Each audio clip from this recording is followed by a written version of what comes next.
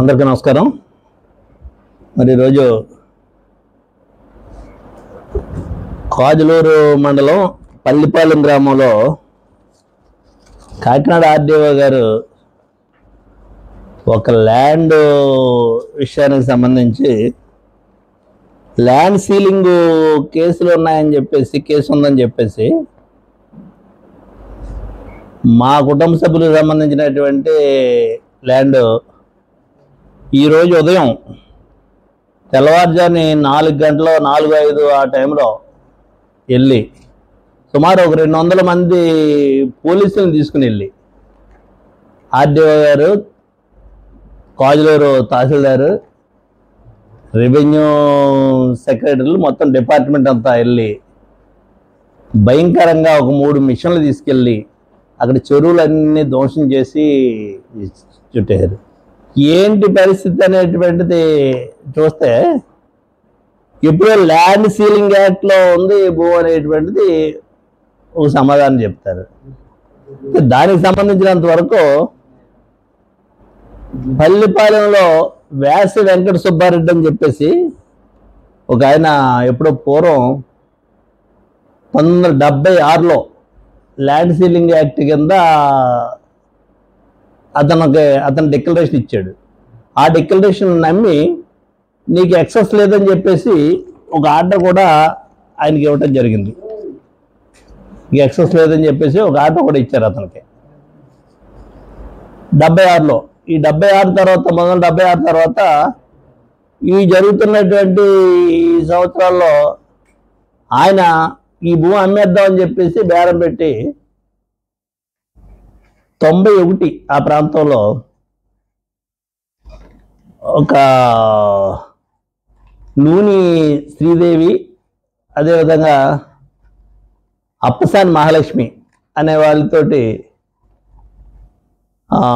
వాళ్ళ భూమి కొనుక్కున్నారు. మళ్ళీ ఈ భూమి అంతాని కొనుక్కున్న తర్వాత ఇప్పుడు 76లో ల్యాండ్ సీలింగ్ డిక్లరేషన్లో ఎక్సెస్ లేదని చెప్పిన తర్వాత 91 వరకు ఆ భూమి వ్యాసి వెంకట సుబ్బారెడ్డి వ్యాసమూర్తాళ్ళ కుటుంబ సభ్యుల తరపునే ఉంది. అది 91లో ఆ భూమి అమ్ముకున్న తర్వాత మళ్ళీ ఈ అప్పసాని మహాలక్ష్మి, అదేవిధంగా నూనె శ్రీదేవి అన్న వాళ్ళు కొనుక్కున్నారు, వాళ్ళ తరపున ఉంది. 2005లో నేను ఆ భూమిని నా కుటుంబ సభ్యుల పేరు మీద మేము కొంతమంది కొనుక్కోవడం జరిగింది. ఈ కొన్నటువంటి 2005 అంటే 76 నుంచి రెవెన్యూ రికార్డులన్నీ కూడా వ్యాసి వెంకట సుబ్బారెడ్డి పేరు మీద వచ్చినాయి. ఆ తర్వాత 91 వరకు వీళ్ళు కొనుక్కున్న తర్వాత 2005 వరకు వీళ్ళ పేరు మీద వచ్చినాయి. నేను ఎవరి దగ్గర కొనుక్కున్న అప్పలాల మహాలక్ష్మి వాళ్ళ కుటుంబ సభ్యుల పేరు మీద. తర్వాత 2005లో నేను కొన్న తర్వాత 2024 వరకు ఈ రోజు వరకు ఆ భూమి నా పొజిషన్లో ఉంది, నేనే ఉన్నాను. ఇది దుర్మార్గమైనటువంటి ఆలోచన. 48 సంవత్సరాలు అయింది. ఇది ఈ సర్ప్లస్ ల్యాండ్ కాదు అనేటువంటిది రెవెన్యూ డిపార్ట్మెంట్ నుంచి ఒక ఆర్డర్ ఇచ్చి సర్ప్లస్ ల్యాండ్ కాదని. అయినప్పటికీ కూడా ఈరోజు అక్కడికి వెళ్ళి మరి ఏ రకమైనటువంటి ఒత్తిళ్ళు చేశారు ఏంటో తెలీదు. ఆర్డీఓ గారు ఒక నెల రోజుల క్రితం నోటీస్ ఇవ్వడం జరిగింది మాకు. ఆ నోటీస్ సమాధానం ఇచ్చాం. ఆ నోటీస్ సమాధానం ఇచ్చిన తర్వాత ఒక ఆర్డర్ పాస్ చేశాడు నిన్న. ఇప్పుడు ఈవేళ పొద్దుట 7 గంటలకే 6 గంటలకో లాయర్ గారు ఇంటి దగ్గర అంటించారు ఈ ఆర్డర్ పట్టుకొచ్చి. ఇలాగా ఇది ఆర్డర్ది. ఈ ఆర్డర్ని పట్టుకొచ్చి అంటించేసి 4 గంటలకే మొత్తం అదంతా కొట్టేసి చెరువులు అయ్యి ధ్వంసం చేసేసారు. అక్కడ చేసేసి ఒక బోర్డు పెట్టారు. దాంట్లో 11 ఎకరాల 38 సెంట్లు సర్ప్లస్ ల్యాండ్ ఉంది, ఎక్స్ట్రాగా దీంట్లోని తీసుకుంటున్నామని చెప్పేసి ఒక బోర్డు పెట్టారు. ఇది దుర్మార్గమైనటువంటి ఆలోచన. సర్ప్లస్ ల్యాండ్ ఉంటే తీసుకోండి. అంత అర్ధరాత్రి కాడ వెళ్ళిపోయి 200 మందిని పోలీసులు తీసుకెళ్ళిపోయి ఏం దౌర్జన్యం చేసాము, ఏమి దుర్మార్గం జరిగిందని చెప్పేసి వెళ్ళిపోయి ఆ పరిస్థితుల్లో ల్యాండ్ హ్యాండ్ ఓవర్ చేసుకోవాలనేటువంటిది కేవలం ఒక దుర్మార్గమైనటువంటి ఆలోచనతోటి వైఎస్ఆర్ పార్టీకి సంబంధించినటువంటి వ్యక్తిగానే చూసి వాళ్ళు చేయటం తప్పితే ఈ ప్రభుత్వానికి అనేక ప్రయారిటీలు ఉన్నాయి. రాజ్యాంగం అనేటువంటిది బాబాసాహెబ్ అంబేద్కర్ రాసిన రాజ్యాంగాన్ని దేశమంతా అమలు జరుగుతున్నారు తప్పితే ఇక్కడ మాత్రం రెడ్ బుక్ రాజ్యాంగం మరిది ఎవరికి ఏం అర్థం కావట్లేదు. ఒక ఆర్డర్ పాస్ చేసిన తర్వాత వాళ్ళకి నోటీస్ ఇచ్చి ఏ భూమి మీరు కొనుక్కున్న దాంట్లో ఎక్సెస్ ఉంది, మీరు ఇచ్చిన డిక్లరేషన్లో ఎక్సెస్ ఉంది, ఆ ఎక్సెస్ ఇచ్చే దాంట్లో ఏ భూమిని మాకు హ్యాండ్ ఓవర్ చేస్తారో, ఏ భూమిని మాకు సరెండర్ చేస్తారో అనేటువంటిది ఉండాలి. అటువంటి ఆర్డర్ ఏమీ లేదు. అటువంటి ఆర్డర్ ఏమీ లేకుండా ఒకవేళ ప్రతి సర్వే నెంబర్లోని కొంత భూమి తీసుకుంటున్నామని చెప్తే సబ్ డివిజన్ చేయాలి. అది ఏమీ లేకుండా అర్ధరాత్రిగా వెళ్ళిపోయి 200 మందిని ప్రైవేట్ వ్యక్తులు వెళ్ళి దుర్మార్గమైనటువంటి కార్యక్రమాలు చేయడం చూసాను తప్పితే ప్రభుత్వం తరపు నుంచి ఈ రంగా ప్రభుత్వాలు అనేటువంటి ఎలా ఉంటాయి, రేపు పోతాయి. అధికారం అనేటువంటిది ఎవరి దగ్గర శాశ్వతం కాదు, ఎవరికి శాశ్వతం కాదు. కానీ ఈ రకమైనటువంటి విధానాలు అనేటువంటివి ఇక్కడే చూస్తున్నాం. రేపు ఇవన్నీ కోర్టుల్లో ఉన్నాయి. కోర్టు కేసు రమ్మంటే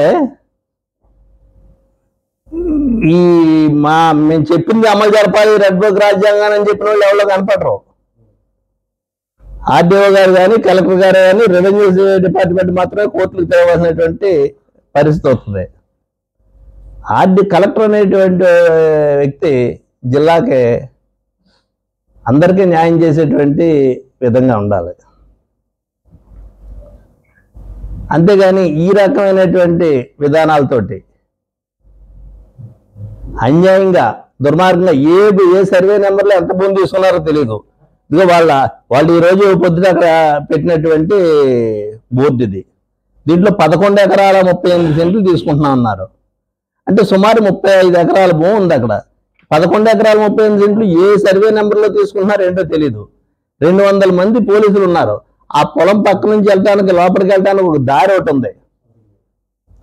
ఆ దారిలో కూడా ఎవరిని వెళ్ళనివ్వకుండా దౌర్జన్యంగా పోలీసులు బయట ఉండి వాళ్ళ సొంత పొలాలకు వెళ్ళేటువంటి రైతులను కూడా ఆపేసేటువంటి పరిస్థితి ఎక్కడ నేను చూడలేదు. అనేది ఈ విధానం. భూమి ఎక్సెస్ ఉందనుకుంటే దాని మీద ఆర్డర్ పాస్ చేస్తే మీరు దేని మీద పాస్ చేసినా పర్లేదు. 11 ఎకరాల 38 సెంట్లకి బోర్డు పెట్టారు మీరు అక్కడ. లేదు 35 ఎకరాల హ్యాండ్ ఓవర్ చేస్తానంటే చేసుకోండి, కానీ ఒక ఆర్డర్ ఇచ్చేయండి మాకు. చట్టం అనేటువంటిది ప్రభుత్వం అందరికీ సమానమైనటువంటి విధానం ఉండాలి తప్పితే ఈ విధంగా కలెక్టర్ అనేటువంటి వ్యక్తి ఒక కస్టోడియన్గా ఉండాలి. ప్రభుత్వ ఆదేశాలను అమలు జరుపుతున్నటువంటిది కాకుండా న్యాయం జరిగేటువంటి, అందరికీ న్యాయం చేసేటువంటి విధంగా ఉండాలి. ఇక్కడ ఉండేవాళ్ళు ఉంటారో, పోయేవాళ్ళు పోతుంటారు, వస్తుంటారు, మారుతుంటారు. వ్యవస్థలన్నీ ఎప్పుడు ఒకే రకంగా ఉండవు. ఇంత దుర్మార్గమైనటువంటి విధంగా ఈ దౌర్జన్యం ఆ ప్రాంతానికి వెళ్ళేటువంటి రైతులను ఎవరిని వెళ్ళనివ్వకుండా, అంటే ఏమనుకుంటున్నారో పోలీసు వాళ్ళు పని ఏంటి? అక్కడ ఏదన్నా జరగకున్నటువంటి గొడవలు జరిగితే పోలీసు వాళ్ళు అవసరం ఉంటుంది. ఏదన్నా దౌర్జన్యంగా ఎవరన్నా చేస్తుంటే పోలీసు వాళ్ళ పని ఉంటుంది. ఇవాళ కాదు, మేము కొనే 20 సంవత్సరాలు అవుతుంది సుమారుగా. ఆ పొలం మేము కొని, మాకు ముందు కొనుక్కున్న వాళ్ళు సుమారు 25 సంవత్సరాలు, 26 సంవత్సరాలు ఆలైంది కొనుక్కొని. 76 తర్వాత కొనుక్కున్నారు. మరి ఇంతకాలం నుంచి ఉన్నటువంటి భూమికి ఈరోజు ఎందుకు ఈ రావాల్సి వచ్చినాయి? ఇది ఎందుకు ఈ ప్రెస్ మీట్ ద్వారా మీ అందరికీ, జిల్లా ప్రజలకు అందరికీ తెలియాలని. వీళ్ళందరూ ఏదో ఆ భూములు ఆక్రమించేస్తాను, ఈ భూములు ఆక్రమించేస్తాను అనేటువంటిది ఏదో చెప్తున్నారట. ప్రభుత్వం ఏదైతే నిబంధనలు ఉన్నాయో ఆ నిబంధనల ప్రకారంగా రెవెన్యూ రికార్డులు భూమి కొనుక్కునేటప్పుడు ఎవరు చూసిన, నువ్వు 10 సెంట్లు కొనుక్కున్నా, ఎకరం కొనుక్కున్నా, 10 ఎకరాలు కొనుక్కున్నా ఏం చూసుకుంటారు? మనం ఎవరైనా కొనుక్కునేప్పుడు రెవెన్యూ రికార్డుల్లో ఎవరి పేరు మీద చూసుకుంటారో, దస్తావేజులు చూసుకుంటారో. అదేవిధంగా రిజిస్టర్ ఆఫీస్కి వెళ్ళి ఈ భూములు అమ్మకాల కొనుగోళ్లు జరుగుతున్నాయో లేదు చూసుకుంటారు. అంతే కదా, ఎవరు చూసుకున్నాను. అది సెక్షన్ 22A లేదు. అక్కడ రిజిస్ట్రేషన్లు బ్రహ్మాండంగా రిజిస్ట్రేషన్ అని కొనుక్కున్న వాళ్ళందరికీ. మరి ఎందుకు ఈ రకంగా ఆ రోజు నుంచి ఈ రోజు వరకు మాకు ముందు కొనుక్కున్న వాడికి పట్టాదారు పాస్బుక్లు, టైటిల్ డీడ్లు అన్నీ వచ్చినాయి. తర్వాత కొనుక్కున్నటువంటి వాళ్ళు మా వాళ్ళకి కూడా పట్టాదారు పాస్బుక్లు, టైటిల్ డీడు అన్నీ వచ్చినాయి. రెవెన్యూ రికార్డుల్లో ఉన్నాం. ఏ విధంగానే కూడా మాకు నోటీస్ ఇవ్వకుండా ఈ రకమైనటువంటి దౌర్జన్యం చేయటం అనేటువంటిది ఎవరినో సంతోష పెట్టడం కోసమో, ఎవరినో సాటిస్ఫై చేయడం కోసమో, ఎవరో ఆదేశాలు జారీ చేస్తే అంటే రెడ్ బుక్ విధానం అంటే ఇదేనేమో అని అనిపిస్తుంది మాకు. ఈ విధానాలు ఇవన్నీ చూస్తుంటేనే ఎప్పుడు అవకాశం అనేటువంటిది ఒకవైపే ఉండదు. 151 నియోజకవర్గాలతో గెలిచినటువంటి జగన్మోహన్ రెడ్డికి ఇలా 11 ఎమ్మెల్యేలు గెలవటం జరిగింది. అంటే ప్రజలు గెలిపించడానికైనా, దింపడానికైనా, ఎక్కించడానికైనా ప్రజాస్వామ్యబద్ధంగా ప్రజలు వాళ్ళకు అనుకూలంగా ఉందనుకుంటే గద్దెలు ఎక్కిస్తారు, అనుకూలం లేదనుకున్నప్పుడు గద్దెలు దించుతారు. అది వేరే విషయం. ఈవేళ ఈ రకమైనటువంటి ఆలోచన చేస్తున్నారు అని మాట్లాడితే వ్యవస్థను నాశనం చేసేసాడు జగన్మోహన్ రెడ్డి అంటారు. అంటే ఈ విధంగానా ఇదా మీరు చేసేది? మీ అందరి ద్వారా నేను చంద్రబాబు నాయుడు గారికి కానీ, ముఖ్యమంత్రి గారికి, అదేవిధంగా ఉప ముఖ్యమంత్రి పవన్ కళ్యాణ్ గారికి కానీ నేను కోరేది ఒకటే, ఇది సరైనటువంటి విధానం కాదు. చట్టపరంగా మీరు ఏం చేసినా మాకు ఎవరికి అభ్యంతరం లేదు. ప్రైవేట్ వ్యక్తులు చేసినట్టు ఉదయం 5 గంటలకు వెళ్ళిపోయి 4 గంటలకు వెళ్ళిపోయి చెరువులు గళ్ళు కొట్టేసి, లేకపోతే సామాన్లన్నీ పాడు చేసేసి 3 మిషన్లు పట్టుకెళ్ళి ధ్వంసం చేసేస్తే ఎలాగిది అసలు? ఇంకా ఏంటి? వాళ్ళకు నోటీస్ ఇచ్చి వాళ్ళకు ఉన్నటువంటి అధికారాన్ని ఉపయోగించి వాళ్ళ కార్యక్రమాలు చెయ్యాలి. అంటే చట్టాలు, కోర్టులు ఇంకేమీ మాకు వర్తించమనేటువంటి విధంగా కోర్టులో ఉంది కూడా. ఈ సమస్య ట్రిబ్యునల్ కోర్టులో ఉంది, హైకోర్టులో ఉంది. ఉన్నప్పటికీ కూడా ఇంత దౌర్జన్యంగా చేయటం అనేటువంటిది చాలా దుర్మార్గమైనటువంటి విషయం. ఇది దయచేసి ప్రజలందరూ కూడా దీన్ని గమనించాలని చెప్పేసి ఈ జిల్లా ప్రజలకు అందరికీ కూడా నేను విజ్ఞప్తి చేస్తున్నా, రాష్ట్ర ప్రజలకు అందరికీ కూడా విజ్ఞప్తి చేస్తున్నా. డాక్యుమెంట్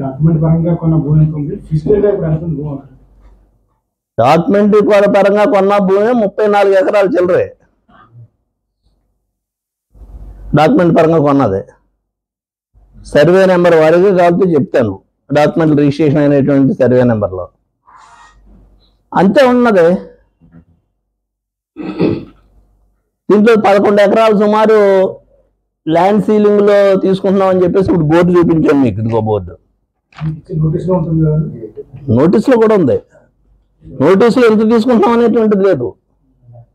ఇవాళ ఈ సైట్లోకి వెళ్ళి పెట్టినటువంటి బోర్డు ఫోటో ఇది. ఇందులో ఏ సర్వే నెంబర్లో ఎంత తీసుకుంటున్నాం అనేటువంటిది లేదు. సర్వే నెంబర్ వారీగా వాళ్ళు చేయవలసింది సబ్ డివిజన్ చేసి ఒక 5 ఎకరాలు సుమారు ఒక సర్వే నెంబర్ ఉంటుంది. దాంట్లో ఎంత తీసుకుంటున్నాం, ఎక్సెస్ ఉందని చెప్పేసి చెప్పవలసినటువంటి అవసరం ఉంది. 2011లో ఎప్పుడో ఒక ఆర్డర్ ఇచ్చారు. 2011లో ఇదిగో ఈ 2011లో ఇచ్చినటువంటి ఆర్డర్ తర్వాత ఫార్మ్ 6 అంటారు దీన్ని. ఈ 11లో ఇచ్చినటువంటి ఫార్మ్ 6ని ఈవేళ 13 సంవత్సరాల తర్వాత 2024లో దీన్ని అమలు జరుపుతున్నాం అంటున్నారు. 2011 నుంచి ఇప్పుడు వరకు. ఇది ఎక్కడ? ఇది దీంట్లోనే వాళ్ళు ఇచ్చినటువంటి ఆర్డీఓ గారు ఇచ్చినటువంటి ఆర్డర్, రామచంద్రపురం ఆర్డీఓ గారు ఇచ్చినటువంటి ఆర్డర్ ఇది. ఈ ఆర్డర్లోనే 0.63% తీసుకుంటున్నామని చెప్పేసి అన్నారు. అంటే అలా లెక్కెడితే 11 ఎకరాల్లో 10 ఎకరాలు సుమారు అయింది. 34 ఎకరాల భూమి ఇదిగో సర్వే నెంబర్ వారీగా. సర్వే నెంబరు 221లో 192 సెంట్లు, 22లో 5 ఎకరాలు 45 సెంట్లు. అలాగ సర్వే నెంబర్ల వారీగా ఉన్నటువంటిది 35 ఎకరాలు సుమారు భూమి. దీంట్లో చూపించిన దాంట్లో ఒక 4 ఎకరాలు 5 ఎకరాల భూమి మా నెంబర్ కానే కాదు. ఇది మేము కొనుక్కున్న రిజిస్ట్రేషన్లో లేవు. ఈ దుర్మార్గం ఏంటో, ఈ అన్యాయం ఏంటో మరి ఏం అర్థం కానటువంటి పరిస్థితులు ఉంది. ప్రజాస్వామ్యంలో ఈ విధమైనటువంటి విధానాలు అనేటువంటి ప్రజలు గమనిస్తుంటారు. ఈవేళ జగన్మోహన్ రెడ్డి ప్రభుత్వానికి వ్యతిరేకంగా ప్రజలు ఓటేసారంటే ఈ రకమైనటువంటి ఆలోచన ఉంటే రేపు మనకే గతి పడుతుంది అనేటువంటిది కూడా ఇక్కడ ఆలోచించుకోవాల్సినటువంటి పరిస్థితి.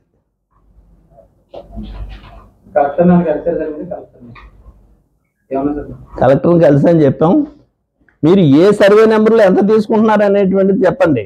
మీరు అర్ధరాత్రిగాడ వెళ్ళిపోయి రెవెడీలు చేసినట్టు, లేకపోతే తెల్లవారుజామున వెళ్ళిపోయి భూములు హ్యాండ్ ఓవర్ చేసుకోవాల్సినట్టు చెరువులు కొట్టేవలసినటువంటి అవసరం ఉంది మీకు. అది ఎక్సెస్ ల్యాండ్ అనేటువంటి చెప్తున్నారు. మీరు చట్టపరంగా మీరు ఏం చేయాలి అది చేయండి. చట్టపరంగా చేయవలసినటువంటి ఒక జిల్లా కలెక్టర్ కానీ ఆర్డీఓ కానీ ఈ రకమైనటువంటి దౌర్జన్యంగా చేయటం అనేటువంటిది ఎవరిని సంతృప్తిపరచడానికి చేస్తున్నారు మీరు ఈ పని?